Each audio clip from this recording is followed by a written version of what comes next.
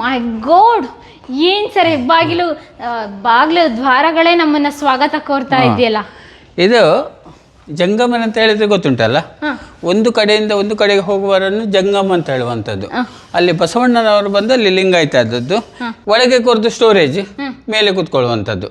ಈಗ 2 in 1 ಏನು ಹೇಳ್ತೇವೆ ಅದು 2 in 1 ಎರಡನ್ನು ಯೂಸ್ ಮಾಡ್ಕೊಂಡು. ಇದು ಪಾದ ಪೂಜೆ ಮಾಡುವಂಥ ಜಾಗ. ಜಂಗಮರು ಬಂದಾಗ ಅದು ಉಪ್ಪು ಸ್ಟೋರೇಜ್ ಮಾಡಲಿಕ್ಕೆ.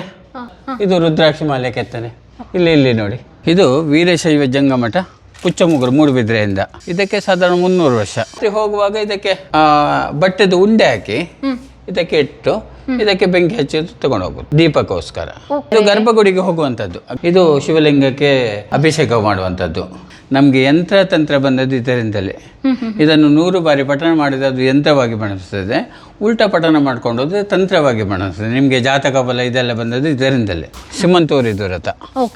ಸಿಮಂತೂರ್ ಅಂತ ಹೇಳಿದ್ರೆ ನಮ್ದು ಮುಲ್ಕಿ ಮತ್ತೆ ಸುರತ್ಕಲ್ ಮಧ್ಯದಲ್ಲಿ ಬರ್ತದೆ, ಅಲ್ಲಿ. ಅದು ಲಿಂಗಾಯತ ಅಂತ ಹೇಳಿದ್ರೆ ಲಿಂಗಕ್ಕೆ ಪೂಜೆ ಮಾಡುವ ಲಿಂಗಾಯತರು. ಜಂಗಮರ ಅಂತ ಹೇಳಿದ್ರೆ ಒಂದು ಕಡೆಯಿಂದ ಒಂದು ಕಡೆಗೆ ಹೋಗುವವರನ್ನು ಜಂಗಮ ಅಂತ ಹೇಳುವಂಥದ್ದು. ಕಲ್ಲಿನ ಆಯುಷ್ಯ ಜಾಸ್ತಿ ಆಗ್ಲಿಕ್ಕೋಸ್ಕರ, ಇಲ್ಲದಿದ್ದರೆ ಕಲ್ಲುಗಳು ಡಿಸ್ಪೋಸ್ ಆಗಲಿಕ್ಕೆ ಶುರುವಾಗ್ತದೆ. ಅದಕ್ಕೋಸ್ಕರ ನಾವು ಅಭಿಷೇಕಗಳನ್ನು ಮಾಡುವಂಥದ್ದು. 600 ವರ್ಷ ಆಗಿರ್ಬೋದು. ಇದು ವೀರಶೈವ ಜಂಗಮಠ, ಪುಚ್ಚಮುಗುರು, ಮೂಡುಬಿದ್ರೆಯಿಂದ. ಇಲ್ಲಿ 3 ಮಠದ ಮರಗಳನ್ನು ಸೇರಿಸಿ ಶರಣರು ಒಂದು ಕ್ರಿಯೇಟ್ ಮಾಡಿದ್ದಾರೆ. ಇದೆಲ್ಲ ಒರಿಜಿನಲ್. ಓ ಮೈ ಗಾಡ್, ಏನ್ ಸರ್ ಬಾಗಿಲು ದ್ವಾರಗಳೇ ನಮ್ಮನ್ನ ಸ್ವಾಗತ ಕೋರ್ತಾ ಇದೆಯಲ್ಲ. ಇದು ಜಂಗಮನ್ ಅಂತ ಹೇಳಿದ್ರೆ ಗೊತ್ತುಂಟಲ್ಲ, ಒಂದು ಕಡೆಯಿಂದ ಒಂದು ಕಡೆಗೆ ಹೋಗುವವರನ್ನು ಜಂಗಮ ಅಂತ ಹೇಳುವಂಥದ್ದು. ಅಲ್ಲಿ ಬಸವಣ್ಣನವರು ಬಂದು ಅಲ್ಲಿ ಲಿಂಗಾಯತ ಆದದ್ದು. ಲಿಂಗಾಯತ ಅಂತ ಹೇಳಿದ್ರೆ ಲಿಂಗಕ್ಕೆ ಪೂಜೆ ಮಾಡುವ ಲಿಂಗಾಯತರು. ಜಂಗಮನ್ ಅಂತ ಹೇಳಿದ್ರೆ ಒಂದು ಕಡೆಯಿಂದ ಒಂದು ಕಡೆಗೆ ಹೋಗುವವರನ್ನು ಜಂಗಮ ಅಂತ ಹೇಳುವಂಥದ್ದು. ಇದು ಸಾಗೆ ಇಲ್ಲಿ ಒಂದು 15 ದಿವಸ ಇಲ್ಲೇ ಇರ್ತಾರೆ, ಇಲ್ಲಿಂದ ಮತ್ತೊಂದು ಕಡೆಗೆ ಶಿಫ್ಟ್ ಆಗ್ತಾರೆ, ಮತ್ತೆ ಆ ಸ್ಟೆಪ್ ಅಲ್ಲಿ ಇದ್ದವರು ಈ ಸ್ಟೆಪ್ಗೆ ಬರೋದು. ಆ ಸಿಸ್ಟಮ್ಗಳು ಹಾಗೆ ಬರುವಂಥದ್ದು. ಇದು ಒರಿಜಿನಲ್ ನೋಡಿ, ಒಂದೇ ಮರದ ಕಂಬಗಳು, ಹೆಬ್ಬೆಲಸು. ಇಷ್ಟು ದಪ್ಪ ಕಂಬ ನೀವು ಎಲ್ಲಿ ನೋಡ್ಲಿಕ್ಕೆ ಸಾಧ್ಯ ಇಲ್ಲ. ಇದು 3 ಮಠಗಳ ಕ್ರೋಢೀಕರಣ ಮಾಡಿ ಇದು ಮಾಡಿದಂಥದ್ದು. ಇದು ಸಹ ಒಂದೇ ಮರ. ಎಂತ ಸರ್ ಅದು? ಇದು ಒಂದೇ ಮರ, ಒಳಗೆ ಕೊರ್ದು ಸ್ಟೋರೇಜ್, ಮೇಲೆ ಕೂತ್ಕೊಳ್ಳುವಂಥದ್ದು. ಈಗ 2 in 1 ಏನು ಹೇಳ್ತೇವೆ ಅದು 2 in 1 ಎರಡನ್ನು ಯೂಸ್ ಮಾಡ್ಕೊಂಡು. ಇದು ಪಾದ ಪೂಜೆ ಮಾಡುವಂಥ ಜಾಗ. ಜಂಗಮರು ಬಂದಾಗ ಅದು ಉಪ್ಪು ಸ್ಟೋರೇಜ್ ಮಾಡಲಿಕ್ಕೆ. ಇದು ಅವಲಕ್ಕಿ ಮರಿಗೆಗಳು, ಇಷ್ಟು ದೊಡ್ಡದು. ಈ ಕಂಬದ ತುದಿಯಲ್ಲಿ ಗೋಲ್ ಗೋಲ್ ಉಂಟಲ್ಲ, ಇದು ರುದ್ರಾಕ್ಷಿ ಮಾಲೆ ಕೆತ್ತನೆ. ಇಲ್ಲಿ ನೋಡಿ, ನಾನು ಇದನ್ನ ನೋಡಿ ಕಳೆದಾಗ ಏನು ಮಾತಾಡಕ್ ಆಗ್ತಾ ಇಲ್ಲ, ಹಂಗಾಗಿ ಇದು ಮಾಡ್ತಾ ಇದ್ದೀನಿ. ಇಲ್ಲಿವನಂತೂ ಬಂದಿದ್ದೀಯಲ್ಲ, ಎಂತ ಹೇಳ್ತಾರೆ ಸರ್ ಇದಕ್ಕೆ? ಯಾವುದು ಅದು ಯಾವುದೋ ಒಂದು ಹಣ್ಣಿನ ಕೆತ್ತನೆ ಮಾಡಿದ್ದಾರೆ. ಈಗ ನಾವು ಒಳಗೆ ಹೋಗ್ಬೋದು, ಶಿವನ ಮಂದಿರ. ಓಕೆ ಸರ್, ಇದೇನು ಮೈನ್ ಡೋರು? ಅಂದರೆ ಇದು ಮೂಲತಃವಾಗಿ ನಾವು ಎಂಟ್ರಿ ಇಲ್ಲಿಂದಲೇ ಹೋಗುವಂಥದ್ದು. ಈಗ ನಾವು ಜನಗಳಿಗೆ ಕಷ್ಟ ಆಗ್ತದೆ ಅಂತೇಳಿ ಆಚೆ ಈಚೆ ಡೋರ್ ಇಟ್ಟಿದ್ದೇವೆ. ಏನ್ ಡೋರ್ ಸರ್, ಏನ್ ಕಲೆಗಳನ್ನ ಕೆತ್ತನೆ ಮಾಡಿದ್ದಾರೆ? ಇದು ಗರ್ಭಗುಡಿಗೆ ಹೋಗುವಂಥದ್ದು. ಗರ್ಭಗುಡಿಗೆಲ್ಲ ಶಿವನ ಮಂದಿರಕ್ಕೆ ಹೋಗುವಂಥದ್ದು. ಎಷ್ಟು ಅಂದಾಜು ಎಷ್ಟು? ಇದಕ್ಕೆ 600 ವರ್ಷ ಆಗಿರ್ಬೋದು. 600 ವರ್ಷದಲ್ಲೇ ಈ ರೀತಿಯಾಗಿ ಮರ ಮುಟ್ಟುಗಳಲ್ಲಿ ಇದು ಶಿವನ ಮಂದಿರ. ಇಲ್ಲಿ ನಿಮಗೆ ಬರುವಾಗ ತಂಪು ಗಾಳಿ ಬೀಸಿದಾಗೆ ಆಗ್ತದ, ಇಲ್ಲಿಂದ ಬರುವಾಗ ನೋಡಿ. ಹೌದಾ? ಹೌದು. ಅದು ವೆಂಟಿಲೇಷನ್ ಅಲ್ಲಿ ಕಾಣುವಂಥದ್ದು. ಅಲ್ಲಿಂದ ಬಂದ ಗಾಳಿ ಇಲ್ಲಿಂದ ಆಗಿ ಹೊರಗೆ ಹೋಗುವಂಥದ್ದು. ಸರ್, ಅಷ್ಟು ವೈಜ್ಞಾನಿಕವಾಗಿದೆಯಾ? ಕ್ರಾಸ್ ವೆಂಟಿಲೇಷನ್ ಸಿಸ್ಟಮ್ ಇದೆ. ಇದಿಷ್ಟು ದೂರ ಇದೆ ನೋಡಿ, ಅಲ್ಲೆಲ್ಲೂ ಇಲ್ಲ. ಇಲ್ಲಿಗೆ ಬಂದು ಹಿಂಗೆ ಮತ್ತೆ ಹಿಂಗೆಲ್ಲ ಹೋದ್ರೆ ವಾವ್, ಏನ್ ತಂಗಾಳಿ ಬೀಸ್ತಾ ಇದೆ ಸರ್. ವೆಂಟಿಲೇಷನ್, ಕ್ರಾಸ್ ವೆಂಟಿಲೇಷನ್ ಸಿಸ್ಟಮ್ಗಳು. ಉದ್ದರಣಿ ಚಿತ್ರ ಅಂತ ಹೇಳಿ, ಶಿವನ ಮಂಡಲಗಳು ಅಂತ ಹೇಳ್ತೇವೆ. ನಮ್ಗೆ ಯಂತ್ರ ತಂತ್ರ ಬಂದದ್ದು ಇದರಿಂದಲೇ. ಇದನ್ನು 100 ಬಾರಿ ಪಠಣ ಮಾಡಿದ್ರೆ ಅದು ಯಂತ್ರವಾಗಿ ಬಣಿಸ್ತದೆ, ಉಲ್ಟಾ ಪಠಣ ಮಾಡ್ಕೊಂಡು ಹೋದ್ರೆ ತಂತ್ರವಾಗಿ ಬಣಿಸ್ತದೆ. ನಿಮ್ಗೆ ಜಾತಕ ಬಲ ಇದೆಲ್ಲ ಬಂದದ್ದು ಇದರಿಂದಲೇ. ಅಷ್ಟು ಎನರ್ಜಿಗಳು ಉಂಟು ಇದರಲ್ಲಿ, ಅಷ್ಟು ಶಕ್ತಿ ಉಂಟು. ಮತ್ತೆ ಇದು ನಾವು ಕಲ್ಲಿಗೆ ಅಭಿಷೇಕಗಳನ್ನು ಮಾಡ್ತೇವೆ. ಹಾಲಿನ ಅಭಿಷೇಕ, ತುಪ್ಪದ ಅಭಿಷೇಕ, ಮುಜ್ಜನ ಅಭಿಷೇಕ. ಯಾಕಂತ ಹೇಳಿದ್ರೆ ಆ ಕಲ್ಲಿನ ಆಯುಷ್ಯ ಜಾಸ್ತಿ ಆಗ್ಲಿಕ್ಕೋಸ್ಕರ, ಇಲ್ಲದಿದ್ದರೆ ಕಲ್ಲುಗಳು ಡಿಸ್ಪೋಸ್ ಆಗಲಿಕ್ಕೆ ಶುರುವಾಗ್ತದೆ. ಅದಕ್ಕೋಸ್ಕರ ನಾವು ಅಭಿಷೇಕಗಳನ್ನು ಮಾಡುವಂಥದ್ದು. ಅಭಿಷೇಕದ ಕಾನ್ಸೆಪ್ಟ್ ಇದರಿಂದ ವೈಜ್ಞಾನಿಕ ಕಾನ್ಸೆಪ್ಟ್ ಈ ರೀತಿಯಾಗಿದೆ. ಸುಮ್ಮನೆ ಪೂಜೆ ಪುರಸ್ಕಾರಗಳು ಮಾಡ್ತಾ ಇರಲಿಲ್ಲ, ಸುಮ್ಮನೆ 1000 ರೂಪಾಯಿ ಖರ್ಚು ಮಾಡಿ ಎಂತ ಪಂಚಾಮೃತ ಅಭಿಷೇಕಗಳಾಗಿರ್ಬೋದು, ಹಣ್ಣಿನ ಅಭಿಷೇಕ, ದಿನನಿತ್ಯ ಒಂದೊಂದು ಅಭಿಷೇಕ ಇದೆ ಇವಾಗ. ಅದಕ್ಕೋಸ್ಕರ ಆ ಕಲ್ಲಿನ ಆಶೆ ಜಾಸ್ತಿ ಆಗಲಿಕ್ಕೋಸ್ಕರ ನಾವು ಅಭಿಷೇಕಗಳನ್ನು ಮಾಡುವಂಥದ್ದು. ಅಂದ್ರೆ ಅಷ್ಟು ಪವರ್ ಇರುತ್ತೆ ಅಭಿಷೇಕಕ್ಕೂ ಮತ್ತೆ ಕಲ್ಗೂ ಕನೆಕ್ಟ್ ಆಗುತ್ತೆ, ಕನೆಕ್ಟ್ ಆಗ್ತದೆ ವೈಜ್ಞಾನಿಕವಾಗಿ. ಸೈದ್ಧಾಂತಿಕವಾಗಿ ಮತ್ತೆ ವೈಜ್ಞಾನಿಕವಾಗಿ ಅದಕ್ಕೊಂದು ಕಾನ್ಸೆಪ್ಟ್ ಇದೆ. ಹಾಗಾಗಿ ನಾವ್ ಇವಾಗಿನ ಜನರೇಷನ್ ಏನ್ ಅನ್ಕೊಳ್ತೀವಿ ಗೊತ್ತಾ, ಸುಮ್ನೆ ಅಲ್ಲಿಗೆ ಹೋಗಿ ಅಭಿಷೇಕಕ್ಕೆ ಅಷ್ಟೊಂದು ದುಡ್ಡು ಸುರಿತಾರಲ್ಲ, ಬಡವರಿಗೆ ಕೊಡ್ಬೇಕು ಹಂಗೆ ಹಿಂಗೆ ಅಂತ ಎಲ್ಲ ಮಾತಾಡ್ತಾರಲ್ಲ. ಇದು ಗರ್ಭಗುಡಿ. ಇಲ್ಲಿ ನಾವು ಗರ್ಭಗುಡಿ ಮಾಡ್ಲಿಲ್ಲ, ಗರ್ಭಗುಡಿದ ಐಟಮ್ ಎಲ್ಲ ಇಲ್ಲೇ ಇಟ್ಟಿದ್ದೇವೆ. ಇಲ್ಲೊಂದು ಸಣ್ಣ ನಂದಿಯ ಕೆತ್ತನೆ ಮಾಡಿದ್ದಾರೆ ನೋಡಿ.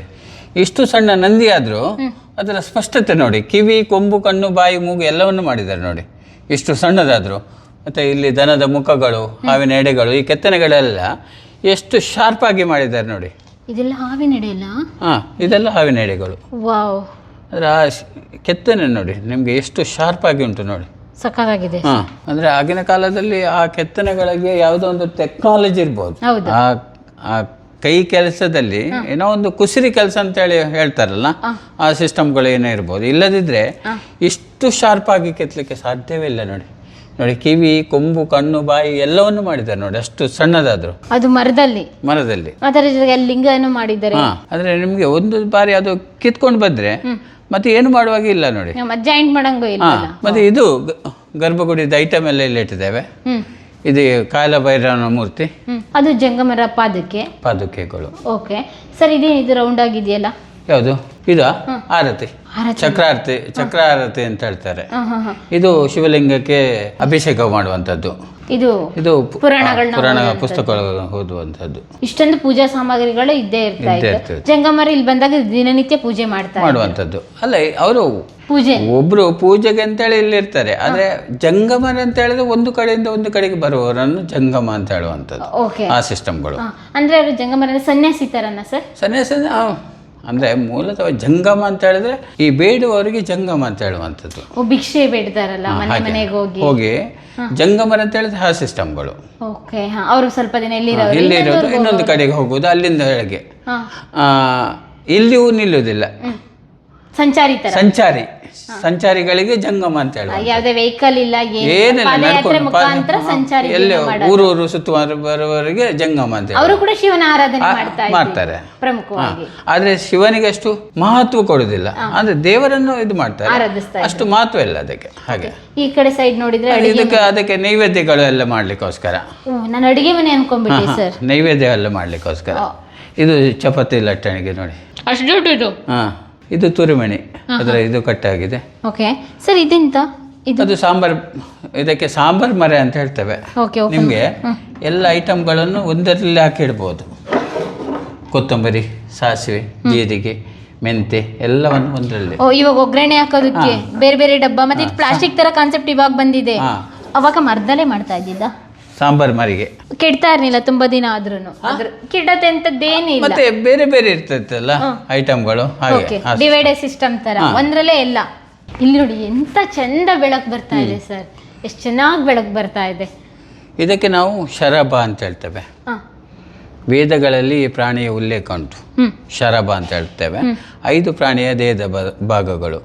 ಮತ್ತೆ ಇದು ಎಕ್ಕದ ಹೂ, ಸರಪಳಿ, ಅದರಲ್ಲಿ ಸಹ ಕೆತ್ತನೆಗಳಲ್ಲಿ ತೋರಿಸಿಕೊಟ್ಟಿದ್ದಾರೆ.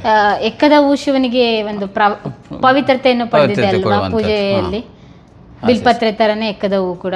ಸರಪಳಿ ಏನ್ ಕಾನ್ಸೆಪ್ಟ್ ಸರ್? ಅದು ಒಂದು ರೀತಿಯ ಒಂದು ಜೀವನದ ಒಂದು ಕೊಂಡಿ, ಒಂದರಿಂದ ಒಂದಕ್ಕೆ ಹಾಗೆ. ಅಂದ್ರೆ ಹೇಳಿದಲ್ಲ, ಆಗಿನ ಕಾಲದಲ್ಲಿ. ಈಗ ನೋಡಿ ಇಲ್ಲಿ ಗಾಳಿ ಬೀಸುದು ನೋಡಿ, ಗೊತ್ತಾಗ್ತದ? ಗೊತ್ತಾಗ್ತಾ ಇದೆ ಸರ್. ಇಲ್ಲೇ ಇರೋಣ ಅಂತ 10 ಸತಿ ಓಡಾಡೋಣ ಅನಿಸ್ತಾ ಇದೆ ನನಗೆ ಇಲ್ಲಿಂದ ಇಲ್ಲಿಗೆ. ಸರ್ ಇಲ್ಲಿ ಒಂದು ನೋಡ್ತೀವಲ್ಲ ಸರ್, ಅದು ಪಲ್ಲಕ್ಕಿ, ದೇವರನ್ನು ಕರ್ಕೊಂಡು ಹೋಗುವಂಥದ್ದು. ಓಕೆ, ಅದು ಕಟ್ಟೆ ಪೂಜೆಗೆ ತಗೊಂಡು ಹೋಗುವಂಥದ್ದು. ಇದು ಮಂಟಪ. ಇದು ಪಲ್ಲಕ್ಕಿನ? ಇದು ಪಲ್ಲಕ್ಕಿ. ಓಕೆ, ಇದು ಮರದ್ದಲ್ಲ? ಮರದ್ದೇ, ಬೀಟೆ ಮರದ್ದು. ಓಕೆ, ಅದು ಸಹ ಪಲ್ಲಕ್ಕಿ.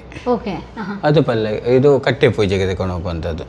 ಅಂದ್ರೆ ಜಾತ್ರೆ ಮಾಡುವಾಗ ಅಲ್ಲಿ ಕಟ್ಟೆ ಒಂದೊಂದು ಕಡೆಯಲ್ಲಿ ಒಂದೊಂದು ಪೂಜೆ ಆಗ್ತದೆ, ಅಲ್ಲಿಗೆ ತಗೊಂಡು ಹೋಗುವಂಥದ್ದು, ಅದನ್ನ ಇಟ್ಟು ಪೂಜೆ ಮಾಡುವಂಥದ್ದು. ಆ ಮಂಟಪಟ್ಟು ಅಲ್ಲಿ ಪೂಜೆ ಮಾಡುವಂತ. ಅಂದ್ರೆ ಎಲ್ಲವನ್ನು ಕೂಡ ವ್ಯವಸ್ಥಾಬದ್ಧವಾಗಿ ಮಾಡ್ಕೊಂಡಿದ್ರು, ಎಲ್ಲ ಪ್ಲಾನ್ಡ್ ಆಗಿ. ಸಡನ್ ಆಗಿ ಇವಾಗ ಹೋಗೋ ಅಂಗಡಿಲಿ ಸಿಗುತ್ತೆ ತಗೋಬಾ ಆ ತರ ಏನಿಲ್ಲ.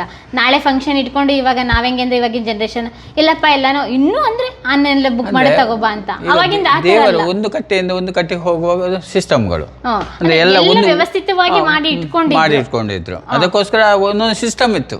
ಇವಾಗ ಈಗ ರಾತ್ರಿ ಹೋಗುವಾಗ ಇದಕ್ಕೆ ಬಟ್ಟೆದು ಉಂಡೆ ಹಾಕಿ ಇದಕ್ಕೆ ಇಟ್ಟು ಇದಕ್ಕೆ ಬೆಂಕಿ ಹಚ್ಚಿ ತಗೊಂಡು ಹೋಗುದು ದೀಪಕ್ಕೋಸ್ಕರ. ಓಕೆ, ಅದು ಹಾರೋಗ್ತಾ ಇರ್ಲಿಲ್ವಾ ಗಾಳಿಗೆಲ್ಲ? ಬೆಂಕಿದು ಒಂದು ರೌಂಡ್ ಚೆಂಡು ಮಾಡ್ತಾರೆ, ಅದಕ್ಕೆ ಇದಕ್ಕೆ ಹಾಕಿ ಇದಕ್ಕೆ ಎಣ್ಣೆ ಹಾಕೋದು. ಇದು ಮರದ್ದೇ ನೋಡಿ, ಅತಿ ಉರಿತಾರ್ನಿಲ್ವಾ ಮರದ್ದನ್ನು ಕೂಡ? ಅದಕ್ಕೆ ಸಿಸ್ಟಮ್ ಆಗಿತ್ತು. ಓ ಮೈ ಗಾಡ್, ನಾವೇನ್ರಿ ನಾವೆಂತ ಇಲ್ಲ ರೀ, ಇಲ್ಲಿ ಬನ್ನಿ ಒಂದ್ಸಲ. ನಾವು ಈ ಅಲ್ಲಿ ನೋಡಿದ್ರಲ್ಲ ಚಕ್ರ ಆರತಿ ಅಂತೇಳಿ, ಅದು ಸಹ ಮರದ್ದೇ, ಅದರಲ್ಲಿ ಆರತಿ ಮಾಡುತ್ತಿದ್ರು. ಇದು ತುಲಾಭಾರ. ಓ, ತಕಡಿನೇ ಬೇರೆ ತುಲಾಭಾರ ಬೇರೆ. ಸರ್, ತುಲಾಭಾರನ ಕೆಲವೊಂದು ದೇವಸ್ಥಾನಗಳಲ್ಲಿ ಇವಾಗ್ಲೂ ಮಾಡ್ತಾರೆ. ಕಾನ್ಸೆಪ್ಟ್ ಸರ್, ತುಲಾಭಾರ ಯಾಕಾಗಿ ಮಾಡಬೇಕು ಅಂದ್ರೆ ಅದೊಂದು ಹರಕೆ ಅಂತ ಹೇಳ್ತೇವೆ.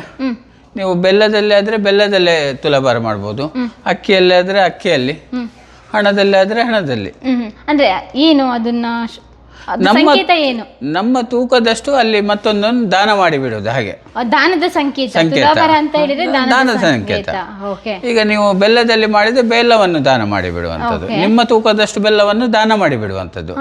ಅಕ್ಕಿಯಲ್ಲಿ ತೂಕ ಮಾಡಿದ್ರೆ ಅಕ್ಕಿಯನ್ನು ದಾನ ಮಾಡುವಂಥದ್ದು. ಕೆಲವೊಂದು ದೇವಸ್ಥಾನಗಳಲ್ಲಿ ಅರ್ಕೆಗಳನ್ನ ಕಟ್ಕೊಂಡಿರ್ತಾರೆ, ತುಲಾಭಾರ ಮಾಡ್ತೀನಿ ಅಂತ. ಅದು ದಾನದ ಒಂದು ಇದು ಅಂದ್ರೆ ದೇವಸ್ಥಾನಕ್ಕೆ ಅವಾಗ ಅನ್ನಸಂತರ್ಪಣೆ ಇರೋದಿಲ್ಲ, ಈ ರೀತಿಯಾಗಿ ಬರ್ಲಿ ಅಂತಲೂ ಕಾನ್ಸೆಪ್ಟ್ ಗೊತ್ತಾಗಿದೆ ಸರ್. ಇದು ಒಳಗಡೆ ಇದೆಲ್ಲ ಮಾಡಿದಾರಲ್ಲ, ಸ್ಟ್ರಕ್ಚರ್ ಎಲ್ಲ ಒಳಗಡೆಯಿಂದ ಕೊಟ್ಟಿದಾರಲ್ಲ, ಕಟ್ಟಿಗೆ ಎಲ್ಲ, ಅದು ಕೂಡ ಡಿಸೈನ್ ಆಗಿ ಮಾಡಿದ್ದಾರೆ, ಪ್ಲೈನ್ ಆಗಿ ಯಾವುದನ್ನು ಮಾಡಿಲ್ಲ.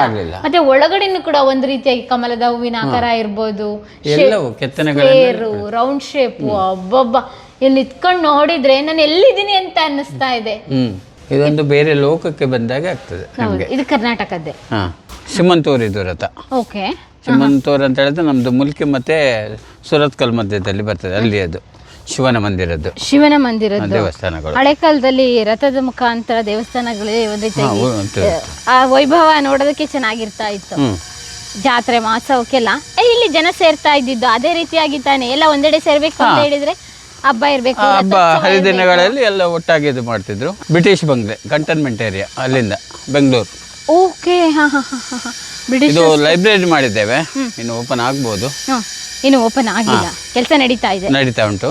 ಇದು ವಿದ್ಯಾಮಂದಿರ, ರಾಮಚಂದ್ರಾಪುರ ಮಠ, ಸ್ವಾಮೀಜಿ ವಿಶ್ರಾಂತಿ ಕೋಣೆ, ಶಿವಮೊಗ್ಗ ಹೊಸನಗರ. ಓಕೆ, ಇದು ಒಳಗಡೆ ಹೋಗ್ಬೋದಾ ಸರ್?